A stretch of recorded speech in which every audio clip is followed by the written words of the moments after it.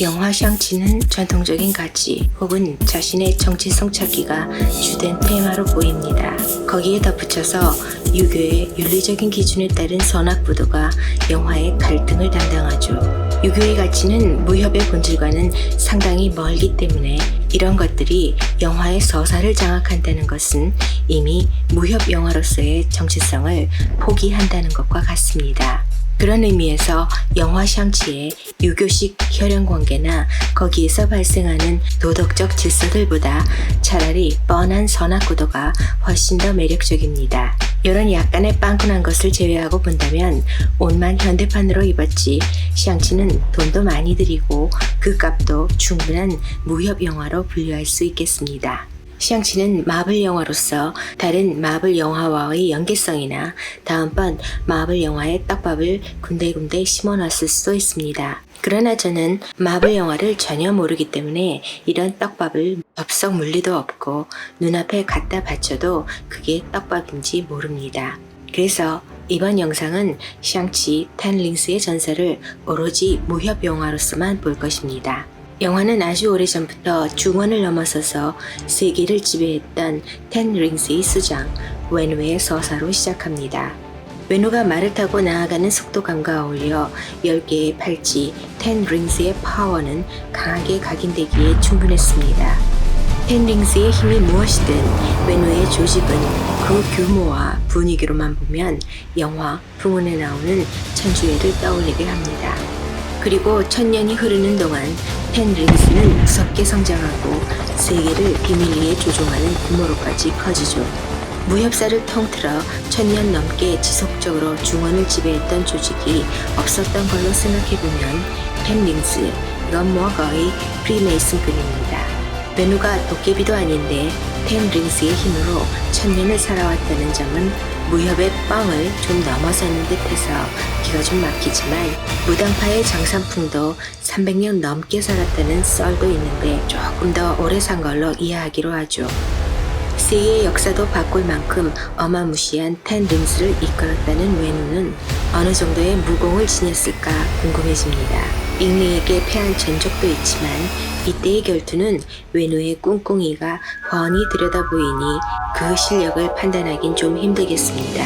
다만 주웠든 훔쳤든 간에 텐 링스를 얻고 또 그것을 지켰을 만큼 무공 레벨은 톱티어였다고 치죠. 20세기 말 웬우는 신비의 무공을 가진 마법의 도시 탈로를 찾아 나섭니다. 무림 맹주가 남의 비극을 탐내어 미지의 문파를 깨러가는 스토리겠죠. 그리고 탈로의 입구를 지키는 여전사 잉리와 사랑에 빠지고 샹치와 그 여동생을 낳아 은둔 생활을 하게 되죠. 클리셰는 영화의 여기저기에서 마구 퍼져 있지만 사조 영웅전부터 한국 무협에 이르기까지 무협의 클리셰는 진부한 장치로만 볼 수는 없습니다. 클리셰는 어느 정도는 지역의 버스 번호와 같은 것이죠.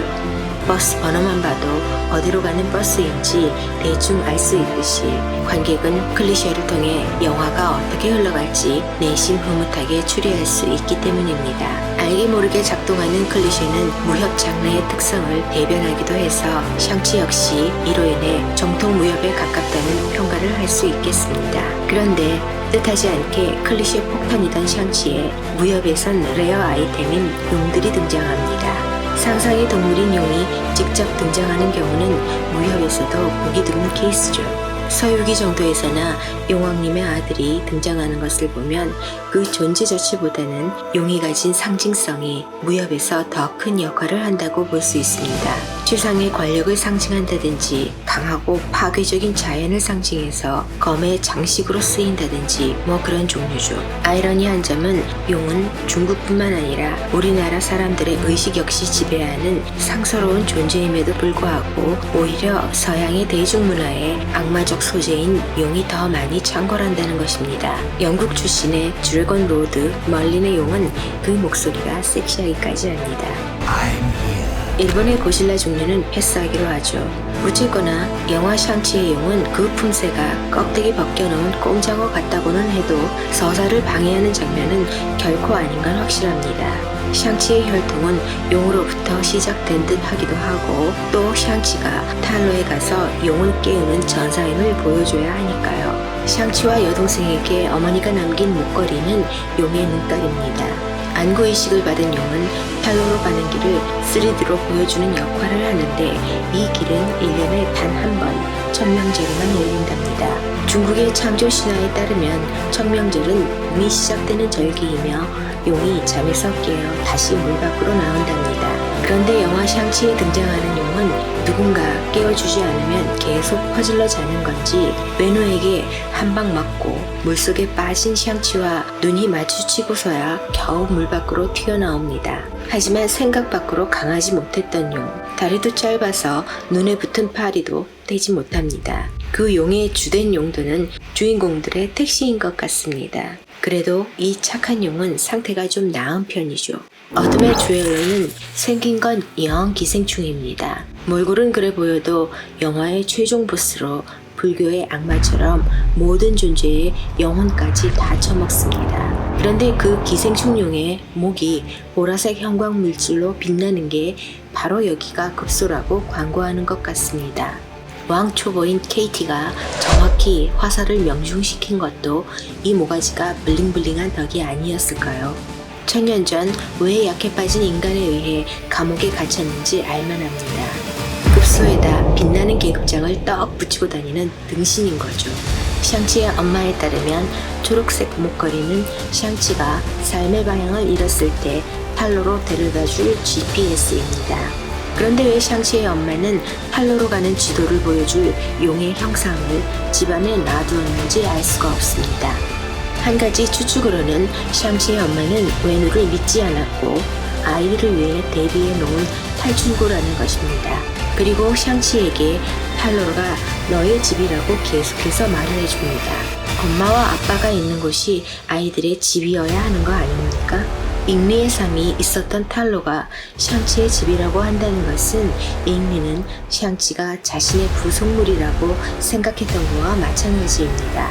이후 아이들이 탈로에 돌아갈 거라는 것을 믿어 의심치 않습니다. 정파의 인물과 사파의 인물 사이에서 정분이 나면 신분고하를 막론하고 문파에서 쫓겨나는데 되돌아가려는 여지를 남기는 건 대부분 정파의 인물이죠. 사파의 인물은 자기네 문파 쪽으로는 똥도 안 눕니다. 잉리는 자신의 문파를 떠나야만 했지만 여전히 그 삶을 그리워하는 인물입니다. 그녀가 계속해서 샹치가 용의 성품을 타고났음을 교육시키는 게 그런 의미가 아닐까 봅니다. 하지만 잉리만 많은 것을 포기한 것은 아닙니다. 외노 역시 천년간 군림했던 막강한 권력을 등 뒤로 하고 자신의 생명력과도 같은 텐능지의 힘 또한 봉인해 놓았습니다. 샹치의 엄마와 외노가 다른 점은 외노는 행복했던 그 기간 동안에는 결코 자신의 권력 텐능지를 되돌아보지 않았다는 것입니다.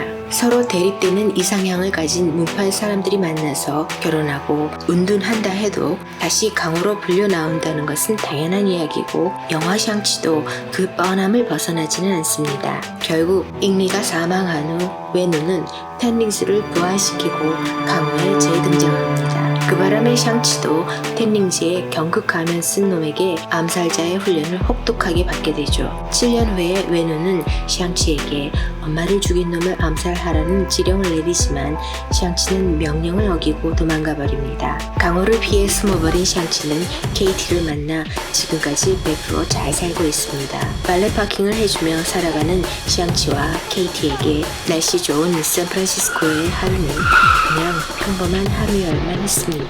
버스에서 시퍼렇게 날이 든 칼을 든 깡패들이 샹치의 목걸이를 뺏으려고 하고 스피드 더하기 성룡의 액션이 맛깔스럽게 펼쳐집니다. 샹치는 여동생도 위험에 빠졌다고 직감하고 케이티와 함께 마카오로 향합니다. 샹치는 비밀 조직의 교주인 아버지에게서 살인 지령을 받았지만 그대로 도망쳐버렸다고 고백합니다. 내가 샹치라면 경극하면 쓴 그 새끼부터 조진다. 샹치는 동생을 만나고 빌딩에서 케이티와 함께 저승사자를 만날 뻔하다가 아버지 외누를 만나게 됩니다. 외누는 꼰대마냥 말이 참 많습니다. 그는 이름에는 조상의 혼이 들어있으나 사람들이 마음대로 자기를 지칭하는 만다린이나 다른 이름 따위들은 아무 의미도 없다고 합니다. 천년을 산 외노의 입장에서는 그 자신이 곧 조상이고 또 자손이니까 이름에서 굳이 정체성을 찾으려는 건 무의미할 수도 있겠습니다. 외노를 그의 진짜 이름인 외누라고 불러준 건 오로지 잉리. 그래서 잉리는 외노의 천년 인생의 진정한 의미를 아는 유일한 사람이었습니다. 외노는 죽은 아내의 환청을 듣는 병이 생긴 바람에 아내를 구하려고 탈로를 공격하려는 계획을 세우고 있었습니다. 외노의 증상은 비전문가인 제가 들어도 정신분열증입니다. 하지만 외노가 펜링스의 힘 덕분에 폭삭 늙지도 않고 천년을 살았다는데 그 신비한 힘이 죽은 아내를 살릴지 누가 알겠습니까? 저 역시 그녀의 목소리가 환청이든 아니든 일단은 확인하러 가야 한다는 생각이 들기에 외노의 입장에 한 표 던집니다. 외노의 생각과는 달리 샹치는 어머니의 마을 탈로의 평화를 위해서 그리고 궁극적으로는 강호의 평화를 위해서 정의를 실현하고자 합니다. 그 방법은 아버지 외노를 죽이는 것이죠. 아버지도 아들도 참으로 극단적인 생각들을 하고 있지만 외노와 샹치가 무림맹주나 황제의 자리를 놓고 권력의 암투를 벌이는 부자지간이라면 뭣도 황당무계까지는 아니죠. 탈로로 가는 대나무 숲은 마방진처럼 작동하고 도착한 탈로는 절대 악 듀엘러로부터 지구를 지켜주는 마법의 마을입니다. 중국의 전통이 묻어나는 모습으로 각종 상상의 동물들이 동네에 흔한 똥개 마냥 널려 있습니다. 샹치의 이모라는 잉나는 샹치에게 집으로 돌아온 것을 환영해줍니다. 또 집이랍니다. 탈로의 모습은 평화롭게 보이기는 하지만 그들의 생활 방식은 답답한 느낌을 줍니다. 자신이 원하는 것을 찾아서 평생 갈고 닦을 수 있다는 어떤 할머니의 설명과는 어울리지 않게 서열이 분명한 모습을 보이죠. 어둠의 악마로부터 지구를 지키기 위해서 일상을 전쟁 준비로 살아야 하는 마을 사람들은 과연 행복했을까요? 영화에서 탈로의 정체성은 정확하게 밝혀주지는 않았습니다만 이런 종류의 비밀스러운 공동체는 원나라 때부터 통치자들이 무림을 억압했던 정책에서 발생했다고 알려져 있습니다. 억압을 피해 많은 무림 문파들이 비밀리에 아들에게만 무공을 전수한다든지 외부인에게는 가르쳐주지 않는 방식으로 무예를 꽁꽁 감춰놓는 습관이 생기게 된 거죠. 간이 더 콩알만했던 문파들은 산속으로 깊이 들어가서 자신들만의 공동체를 만들어 살기도 했습니다. 이 관점으로 본다면 종종 보이는 신비의 문파들은 강호에 출연도 못하는 겁쟁이 문파로 생각됩니다. 이 당시의 무림들은 자기 방어가 가장 절실한 문제였을 테고 혈연 관계처럼 운영되는 문파만큼 비밀을 유지하기 쉬운 형태도 없었을 겁니다. 제가 받은 탈로의 느낌은 그것입니다. 마법의 마을이지만 여전히 농촌 공동체의 모습을 지닌 탈로는 샹치에게 아버지와는 다른 식으로 유교적인 의무를 보여주는 역할을 합니다. 게다가 소일의 경험이 있던 샹치 남매에게는 마치 어머니를 만난 것과 같은 느낌을 주기도 하죠. 탈로가 샹치에게 보여준 관심 그리고 자신이 용의 성품을 타고났다는 믿음은 샹치를 점점 더 아버지와 대립하게 만드는 이유들로 작동합니다. 그러나 샹치가 아버지의 세계에서 탈출하였다 하더라도 결국 그가 마주한 것은 또 다른 속박과 다를 게 하나도 없습니다. 어머니의 마을 탈로. 이곳에서 샹치를 기다린 것은 용의 핏줄이라는 전통을 숭배하는 집단이니까요. 쓰레기차 피했더니 똥차가 샹치를 기다리는 거죠. 무협의 인물들도 어떤 식으로든 성장하고 정체성도 변화합니다. 선한 사람이었다가 피바람을 겪고 복수에 미쳐 날뛰는 악마가 된다거나 악마였다가 개과천선한다거나 무궁무진 경우의 수가 있겠습니다. 샹치 역시 어떤 방향으로든 달라질 것은 예상하고 있었지만 탈로의 사람들에게 영향을 받아 전통의 테두리 안으로 들어가 버리는 모습은 조금 의외였습니다. 샹치는 이에 대해서 거부감은 없는 듯합니다. 자신이 선천적으로 용의 성품을 가졌다는 말을 듣는다면 누가 그걸 싫어하겠습니까? 멋있잖아요. 그 결과 아버지의 환청은 믿지 않던 샹치는 고리고짝 때 감옥에 갇혔다는 어둠의 듀엘러는 믿어야만 되고 용의 갑옷도 받았으니 지구도 지켜야 합니다. 세상에 공짜는 없는 법이죠. 샹치는 어머니의 죽음을 모두 아버지의 탓으로 돌립니다. 그 자리에 아버지가 있기만 했어도 엄마는 안 죽었을 텐데, 그 의미는 어머니의 죽음을 막으려면 아버지의 힘이 필요했다는 거겠죠. 웬우의 경우에는 더 어이가 없습니다. 7살짜리 아들이 먼 발치에서 엄마가 죽는 걸 구경만 했답니다. 이 두 세대의 갈등은 서로가 서로의 상처를 이해해 보려는 노력은 전혀 없습니다. 누가 잘했는지 누가 잘못했는지를 떠나서 그들은 같은 성품을 지닌 것으로 보입니다. 무술의 측면에서 봐도 샹치와 웬우는 하나의 대립 구조입니다. 익란에게서 탈로의 정신이 깃든 태극권 비슷한 것을 전수받는 샹치는 그 전에 텐링스에서 훈련받은 강력한 무술 스타일에서 점차 벗어납니다. 아버지와 아들, 웬우와 샹치는 서로 대립되기만 하고 결합할 생각은 추호도 없는 음과 양의 모습이겠죠. 샹치는 음이라고 볼 수 있는데 아마도 어머니의 핏줄이 큰 영향을 끼친 게 아닌가 싶습니다. 샹치가 텐링스를 팔에 끼웠을 때 그 색깔이 황금색에 가까웠던 것은 음의 특성을 보여주는 것입니다. 반면 양인 웬우의 경우에는 텐링스의 색깔이 파란색이었다는 점은 그들이 서로에게 음과 양임을 표현하는 것이기도 합니다. 이 음과 양이 합쳐지자 텐링스는 가장 강력한 힘을 발휘하게 됩니다.